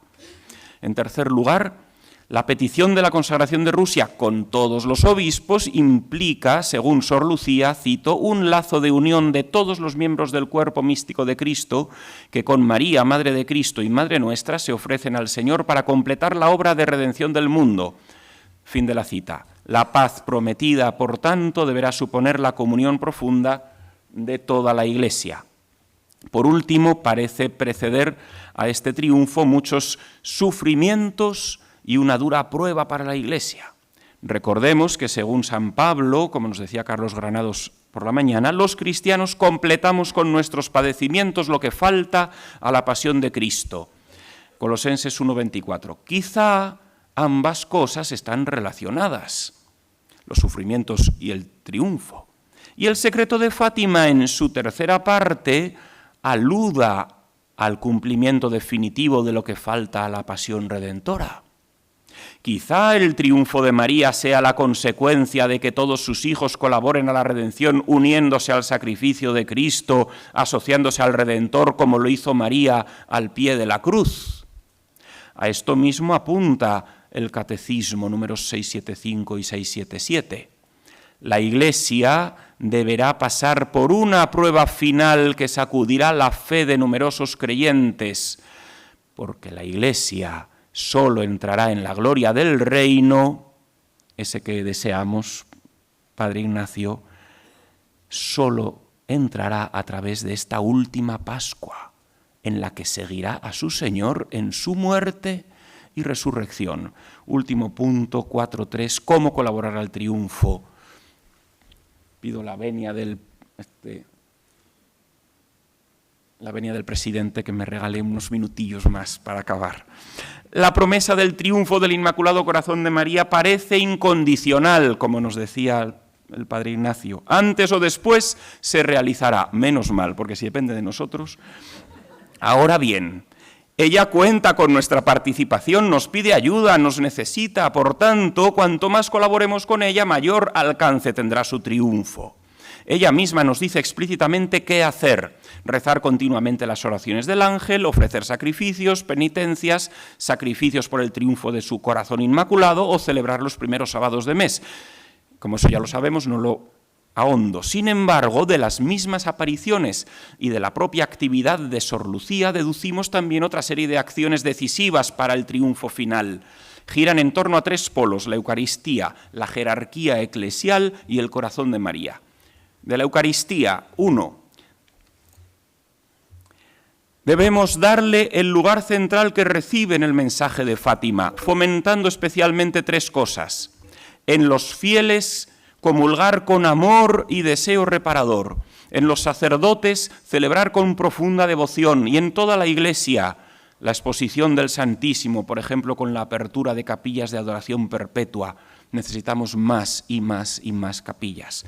2. Trabajar por la unidad y santidad del clero. En este sentido, el día del Corpus del 41, Jesús pidió al arzobispo de Valladolid, por medio de Sor Lucía, qué casualidad, al de Valladolid, que los obispos españoles buscasen medios eficaces contra la relajación del clero y los religiosos. Cito lo que le dice Jesús a Sor Lucía y que le comunica al obispo de Valladolid. Yo necesito de almas y de sacerdotes que me sirvan en el sacrificio, por mí y por las almas. También le instó a que procurase, cito, la unión de los obispos en España y por su medio la unión del clero, que sin unión no tendrán paz ni en la Iglesia ni en la nación. En la unión encontrarán la luz, la fuerza y la gracia. Fin de la cita. Más adelante, el 31 de diciembre del 79, María le dijo a Sor Lucía, es preciso intensificar la oración y el trabajo por la unión de la Iglesia, de los obispos con el Santo Padre y de los sacerdotes con los obispos. Y tercero, poner en el centro de la vida pastoral al Inmaculado Corazón de María, con el de Jesús, fomentando especialmente las consagraciones, a saber, de las naciones por sus conferencias episcopales, de las diócesis por sus obispos, de las parroquias por sus párrocos, y así largo etcétera. Asimismo, es esencial promover la reparación del corazón de la Virgen. Un modo admirable de repararlo sería impulsando las acciones contrarias a los pecados contra María que se busca reparar en los 5 primeros sábados. Dado que ella nos ha revelado qué es lo que más ofende su corazón, al preguntarle a Sor Lucía por qué 5 sábados, por 5 pecados, la negación de sus dogmas, primer, segundo y tercer sábado, infundir odio hacia ella en los niños y ultrajar sus imágenes. Estos son los grandes pecados. Pues fomentemos los actos contrarios. Es decir, si lo hacemos, si los fomentamos, lógicamente consolarán y repararán grandemente su corazón. Es decir, dar a conocer y venerar la Inmaculada Concepción de María, su virginidad perpetua, su maternidad divina y espiritual, y suscitar en los niños el afecto y aprecio y amor a María, o venerar con amor sus sagradas imágenes y promover su difusión. Ahora bien, fijémonos en el pecado que debe repararse, en concreto el tercer sábado, el único que alude a una verdad mariológica que no es todavía dogma. Cito, es el pecado de los que rechazan, además de su maternidad divina, su maternidad espiritual para con todos. La maternidad de María tiene un doble aspecto, es madre biológica de Cristo y es madre espiritual de todos los hombres. El padre Joaquín Alonso, archivista oficial de Fátima durante 16 años, explicaba que rechazar esta segunda dimensión maternal de María era la blasfemia de los que, cito, se niegan a reconocerla como la madre de los hombres en sentido católico, que implica su papel como corredentora y mediadora de todas las gracias. Fin de la cita. Fomentar, por tanto, este reconocimiento en todos los fieles repararía sin duda su Inmaculado Corazón. Consecuentemente, un buen modo de colaborar al triunfo del Inmaculado Corazón de María sería promover el dogma de la maternidad espiritual de María, pues su proclamación implicaría que todos los católicos la reciban como verdadera madre. Y recordad lo que decía Orígenes, citado hoy por don José, para tener la experiencia de San Juan reclinando sobre el corazón de Cristo hay que recibir a María como madre, que es lo que implicaría ese dogma. Para muchos teólogos, como el padre Manuel de Santiago, cito, proclamando el dogma de la corredención vendrá el triunfo definitivo del corazón inmaculado de María. Dice Jesús a Sor Lucía, yo quiero que el triunfo final sobre el demonio quede claro que es por el triunfo del corazón inmaculado de María, mi madre. Ella aplastará su cabeza, el triunfo final será este. Fin de la cita. Por otra parte, del 3 al 7 de mayo del 2005 se celebró en Fátima un congreso internacional sobre la cooperación de María a la redención promovido por 6 cardenales, 25 obispos y numerosos teólogos de todo el mundo. Llegaron unánimemente a la misma conclusión que acabo de citar, que la proclamación del dogma de la maternidad espiritual de María traería el prometido triunfo de su Inmaculado Corazón. Todos firmaron la petición formal que el cardenal Topo hizo llegar a Benedicto XVI ese mismo año. De modo semejante pensaba el padre Mateo Crowley, quien muchos años antes pedía a los apóstoles del Sagrado Corazón que rezasen especialmente por 2 intenciones. Tenéis ahí la cita, lo resumo, que pidiesen por la proclamación del dogma de la Asunción, que todavía no ha sido proclamado, y por el dogma de la maternidad y corredención de María. En esa misma época, San Pedro Poveda y miles de fieles católicos en España hicieron voto y juramento de defender ambos dogmas, ofreciéndose incluso al martirio para que llegase su proclamación. La Asunción se definió pocos años después. El dogma de la maternidad espiritual de María, que implica su corredención y mediación universal, está, sin embargo, todavía pendiente. Por eso, años más tarde, el padre Luis María Mendizábal afirmaba, y con esto acabo: los estudiosos de la Virgen con razón insisten últimamente en que hay otro dogma mariano en el que ha insistido el concilio, María Nueva Eva. Dicho de otra manera, ahí entra en juego María Medianera, María Madre de los Vivientes, María Colaboradora de la Redención, corredentora con Cristo. Este es el dogma que de hecho está en toda la tradición de la Iglesia. Es el dogma fundamental de la Virgen. Nueva Eva, asociada plenamente a la redención con una asociación eficaz con la que contribuye a la salvación del mundo. Esa asociación eficaz total, no para ciertas gracias ocasionales, sino para la obra de la salvación, se realiza en la época terrestre y en la etapa celeste. También en el cielo María está asociada a Cristo, Rey Redentor, y lleva adelante también ella con corazón materno la ayuda a la Iglesia que camina sobre la tierra. Fin de la cita. Fátima es un clarísimo ejemplo de esta actividad salvífica y maternal de María para con toda la humanidad. Atendamos su petición de ayuda, seamos colaboradores de la misión de María, seamos dignos hijos suyos, veneremos con infinito amor al Sagrado Corazón Redentor de Cristo y al Inmaculado Corazón Corredentor de María, nuestra Madre. Amén.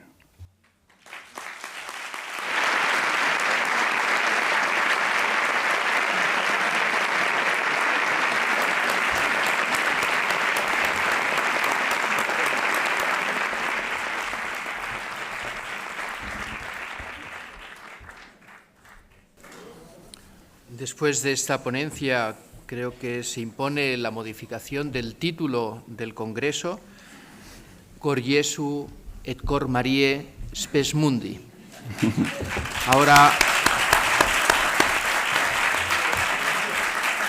Ahora nos quedan unos minutos hasta las 6 para, si alguno quiere hacer alguna pregunta a los ponentes. Creo que ya se pueden encender las luces y aquello que Dios lo da a sus amigos mientras duermen, pues que se manifieste.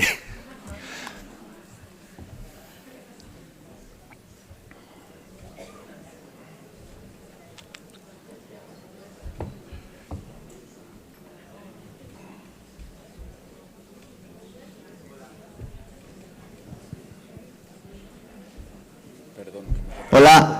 Buenas tardes. Yo tenía dos preguntas para el padre Agustín de esta última exposición que ha hecho sobre la Virgen. La primera de todas, ¿cómo se puede compaginar la idea de que María intercesora, mediadora y corredentora con algunos textos bíblicos, por ejemplo, en la primera carta a Timoteo, donde se nos dice que el único mediador es Jesucristo? Y la segunda pregunta vendría a ser que, después de toda esta exposición de Fátima y todo esto, ¿qué posibilidades reales hay ahora mismo de que el Papa proclame el quinto dogma mariano? llámese como se llame, si María Nueva Eva, maternidad y corredención de María, pero ¿qué posibilidades reales hay de que ahora mismo, en este siglo, se proclame este dogma? Primera pregunta, pues muy sencillo, porque Cristo, único mediador, nos asocia a su mediación, asocia a la Virgen, asocia a la Iglesia y nos asocia a todos. Y Él es el único mediador, igual que es el único Redentor, también es el único Señor, y la Virgen es Nuestra Señora, y no quita nada al señorío del Cristo. Él es el Rey del universo y Nuestra Señora es Reina de cielos y tierra, no quita nada a su único reinado, porque solo en una concepción protestante puede parecer incompatible, porque recordemos que la teología protestante no admite ninguna mediación, no admite sacramentos, no admite iglesia, o sea, no la admite como lo que es. Entonces, solo una concepción así, digamos, teológicamente miope, no es capaz de ver cómo Cristo asocia a todos con su mediación. Por eso llama apóstoles, por eso, si no, no habría hecho más que él solo, nos habría dejado una librería para comprar Biblias y no habría fundado ni apóstoles ni nada. Lo segundo, la respuesta es muy sencilla, solo Dios lo sabe.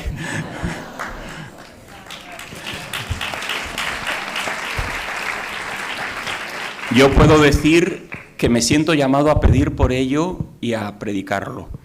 Luego Dios, que tiene sus tiempos, hará lo que... Pero vamos, es una cuestión que depende de Dios.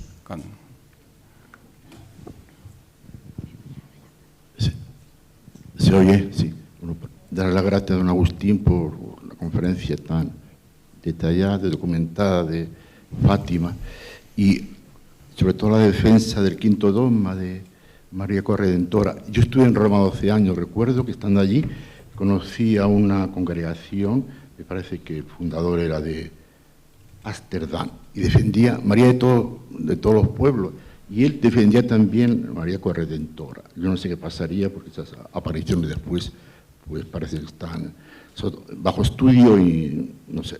Pero, y otra cosa sí te quiero preguntar, a lo mejor igual no venga mucho al tema, pues como hay otras apariciones en España que están bajo estudio y tanto se habla de ellas.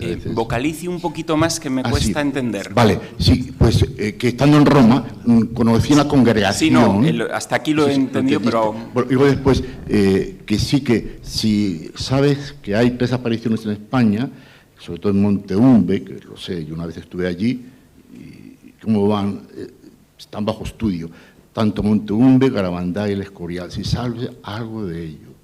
Yo he conocido pues, a gente que ha frecuentado estos lugares y han recibido pues, gracias espirituales, conversiones, sí, salud, y bueno, y quizás muchos han visto también el milagro de San Escorial el 2 de junio del 84.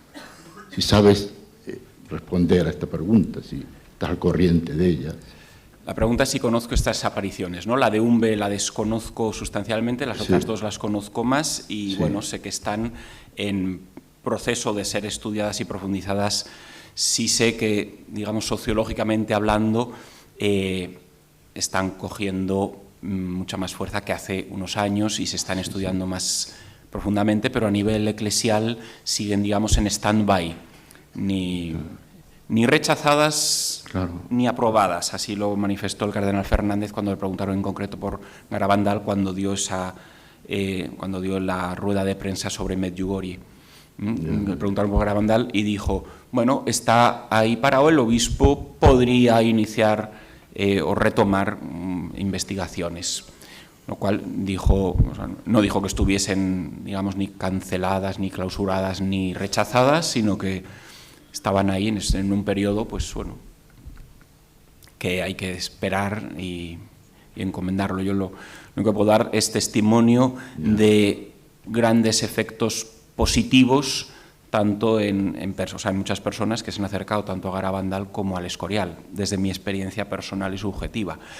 Y yo lo que he conocido de primera mano, pero esto es mi mera opinión, que no tiene ningún valor, más que el mío personal, es que todo me apunta al cielo, claro. Pero o sea, no he encontrado nada que me haga sospechar ni en frutos, ni en doctrina, ni en... O sobre todo las personas que conozco vinculadas a esas realidades, me parecen muy sanas y muy amantes de la Iglesia y de todo. Me alegro mucho, sí, porque es que hay parte del clero que cuando oye hablar de apariciones mira para otro lado. Hay de todo en el clero. Nos quedan unos pocos minutos para alguna pregunta más. Por aquí, por favor. Preguntas bien concretas para poder aprovechar el tiempo.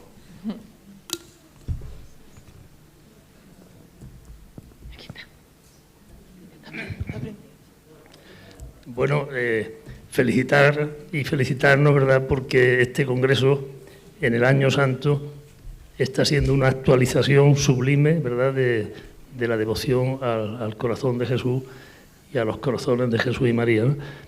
Bueno, señalar cómo Fátima, el milagro del sol, en la historia de salvación, está el paso del Mar Rojo, está la resurrección de Jesús, está Pentecostés, y en cuanto a la Virgen, está el milagro del sol. 70.000 personas, aparece en los medios, ya existía la fotografía. Esto nos indica algo grande, ¿no? Por otra parte... Perdón, la pregunta, por favor. Sí, en la maternidad espiritual hay unas revelaciones que el año pasado se inició la canonización el que la recibe, el padre Stefano Gobi. En esos mensajes que recibe la Virgen, que conoció el Papa Juan Pablo II y que recibía al padre Gobi durante 10 años, cada año, pues ahí dice que la maternidad espiritual de la Virgen es el don que recibe la Virgen de la participación en la redención. Jesús, el Redentor, y la Madre recibe la maternidad espiritual como ese don merecido por sus méritos. No sé si, ¿qué te parece? Pues en efecto es así. Por la colaboración, dice Lumen Gentium 61 que María colabora de un modo singular a la redención, especialmente al pie de la cruz, menciona 5 momentos, el quinto es al pie de la cruz, en la regeneración espiritual de las almas, de tal modo que podemos decir que es madre espiritual de la humanidad. Y es por su colaboración en la redención, es decir, por su papel de corredentora, de colaboradora esencial a esa redención, nos engendra a la vida sobrenatural, en la restauración de esa vida sobrenatural, dice Lumen Gentium 61. Entonces es exactamente así, como dice el padre Gobi, al que también cito aquí, por cierto, y bueno, aquí cito a todos, porque es un estudio exhaustivo de toda esta realidad, y es esa maternidad espiritual el corazón de la colaboración de María. Yo siempre digo, el título del libro es María mi madre, porque lo central es la maternidad espiritual, lo otro son adjetivos, corredentora, mediadora y abogada, que explicitan ese papel maternal. Bueno, si hay tiempo y le parece oportuno, yo le pediría un pequeño comentario sobre el acto de consagración que hizo San Juan Pablo II el 25 de marzo de 1984, en lo cual pidió también la unión de todos los obispos del mundo. Es una pregunta compleja porque en un primer momento o aparentemente falta algún elemento de los que pedía Sor Lucía, porque no aparece clara la unión de todos los obispos y demás, y en un primer momento Sor Lucía también da la impresión de que dice que no es perfecto, pero en declaraciones posteriores la misma Sor Lucía dice que ha sido aceptado por el cielo como válido. Hasta ahí puedo leer, diría Mayra Gómez Kemp en el 1, 2, 3, ¿no? Luego hay quien piensa, es que lo dijo porque estaba presionada por hartas jerarquías o manos negras. O quien dice, no, es que fue así, el cielo lo aceptó, aunque, bueno, queda un poco en misterio, ¿no?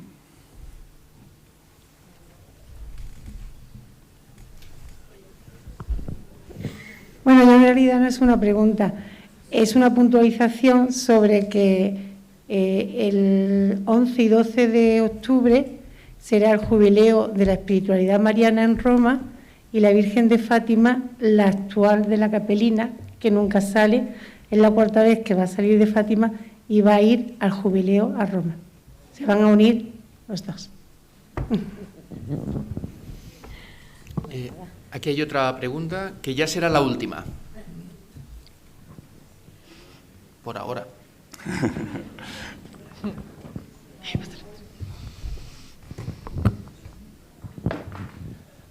¿Qué opinión le merece esta campaña que estamos sufriendo en España de destrucción de imágenes del Sagrado Corazón de Jesús a nivel público, y cómo esperamos ese reinaré sobre mis enemigos que parece que se hacen más patentes en estos tiempos? Gracias.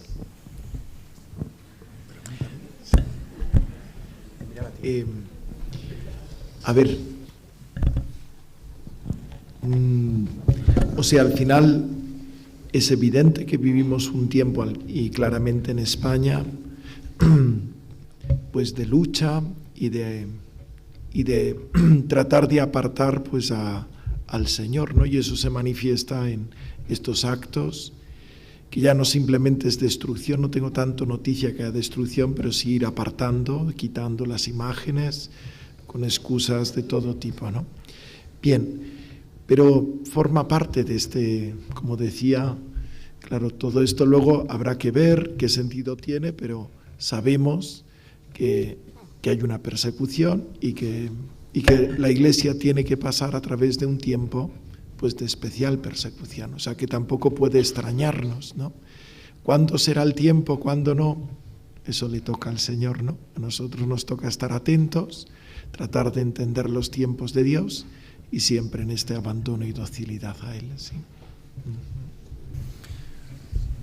Muchas gracias por estas ponencias que tanto bien nos hacen y tanta gloria dan a Dios, y simplemente me permito recordar que en Fátima el 13 de octubre también se apareció, siempre con su habitual discreción, San José. Ahora